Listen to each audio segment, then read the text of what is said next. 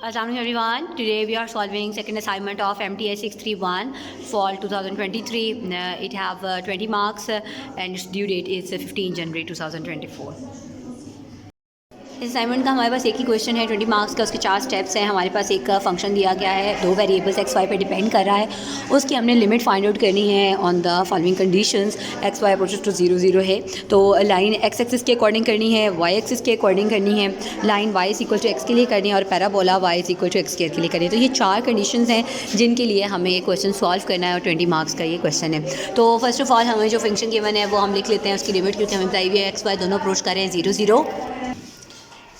अब first condition हमारे पास ये लाइन एक्स एक्सिस, जब एक्स एक्सिस के अकॉर्डिंग होगा तो एज वी नो डैट पूरे एक्स एक्सिस पे वाई जो है वो 0 होता है। ठीक है, पूरे एक्स एक्सिस पे। तो जब पूरे एक्स एक्सिस पे वाई 0 होता है तो हम क्या पुट करेंगे, हम पुट करेंगे उसको y is equal to 0 equation 1 के अंदर। तो जब वाई हो ही 0 जाएगा तो फंक्शन किस पे डिपेंड करेगा, एक्स पे डिपेंड करेगा। तो जहाँ जहाँ वाई था वहाँ हमने 0 पुट कर दिया और फंक्शन डिपेंडेंट ऑन एक्स हो गया। ठीक है, तो ये हमारे पास आ गया -2x बाय एक्स के, मतलब -2x जब 0 से मल्टीप्लाई हुआ 0 आ गया, नीचे एक्स स्क्वायर था, 0 divide by anything will be 0, तो इसकी लिमिट हमारे पास 0 आ गई। नेक्स्ट जो था हमारे पास अलॉन्ग वाई एक्सिस कंडीशन थी कि जो कर्व है या जो फंक्शन है जो कर्व है अलॉन्ग वाई एक्सिस है, तो जब वाई एक्सिस के अकॉर्डिंग होगा तो पूरे वाई एक्सिस पे एक्स जो है वो 0 होता है। तो हम यहाँ पे क्या पुट कर देंगे, हम पुट करेंगे इक्वेशन 1 में जहाँ जहाँ एक्स है वहाँ 0 पुट करेंगे। जब 0 पुट किया तो 0 मल्टीप्लाई एनीथिंग विल बी 0, 0 में वाई स्क्वायर ऐड हुआ तो वाई स्क्वायर आ गया,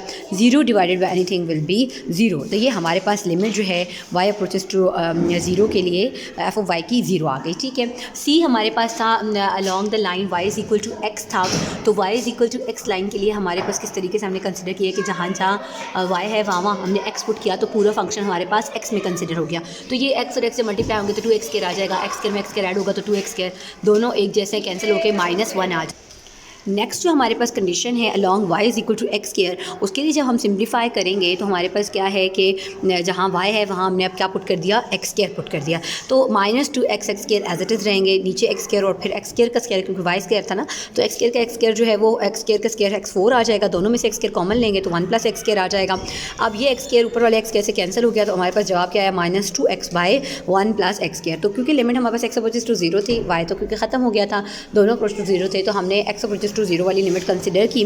तो जब हमने 0 पुट किया 0 मल्टीप्लाई एनीथिंग विल बी 0 और नीचे 1 + 0 क्या होता है, 1 होता है, 0 बाई 1 डैट इज़ 0। तो इस तरीके से हमारे पास जो लिमिट्स हैं इन चारों पार्ट्स की वो कैलकुलेट हो गई हैं। फर्स्ट पार्ट में जब लाइन एक्स एक्सिस के अकॉर्डिंग थी तो हमारे पास लिमिट आई थी 0, जब वाई एक्सिस के अकॉर्डिंग थी तो हमारे पास लिमिट आई थी 0। इसी तरीके से जो जब line y is equal to x था तो लिमिट -1 आई थी, and along the line y is equal to x square के लिए हमारी लिमिट जो थी वो 0 थी। तो ये हमारे चारों पार्ट्स जो हैं वो इस असाइनमेंट के वो कंप्लीट हो गए।